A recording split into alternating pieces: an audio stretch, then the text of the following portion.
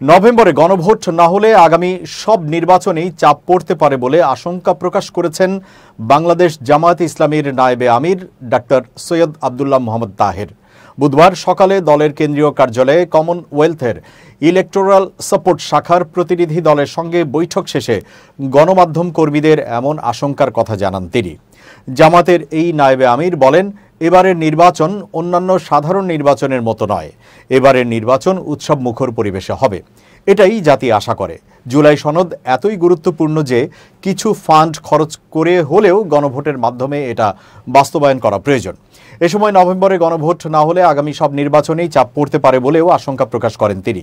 গণভোটের সঙ্গে উচ্চকক্ষে পিআরের বিষয়টিও জড়িত, তাই নির্বাচনের আগে গণভোটের মাধ্যমে এটি সমাধানের আহ্বান জানিয়ে ডাক্তার আব্দুল্লাহ মোহাম্মদ তাহের বলেন, জাতীয় নির্বাচন কোনো কারণে নাও হতে পারে, কিন্তু জুলাই সনদ একটি গুরুত্বপূর্ণ দলিল, এটা সবার আগে হতে হবে। ভোট কক্ষে সিসি ক্যামেরা ও কেন্দ্রের সেনাবাহিনী, বিজিবি, র্যাব সহ সব বাহিনীর অবস্থান নিশ্চিতের দাবি জানিয়ে তিনি বলেন, এর আগে এসব বাহিনী স্ট্রাইকিং ফোর্স হিসেবে থাকত, এবার তাদের প্রতিটি কেন্দ্রে অবস্থান করতে হবে। কমনওয়েলথের ইলেকটোরাল সাপোর্ট শাখার প্রতিনিধি দলের সঙ্গে বৈঠক প্রসঙ্গে তিনি বলেন, বাংলাদেশে নির্বাচনের পরিবেশ কেমন আছে তারা সেটি জানতে চেয়েছে। বৈঠকে সুষ্ঠু নির্বাচনের জন্য যা যা প্রস্তুতি দরকার, জামায়াতের পক্ষ থেকে সেসব প্রস্তুতি রয়েছে বলে প্রতিনিধি দলকে জানানো হয়েছে।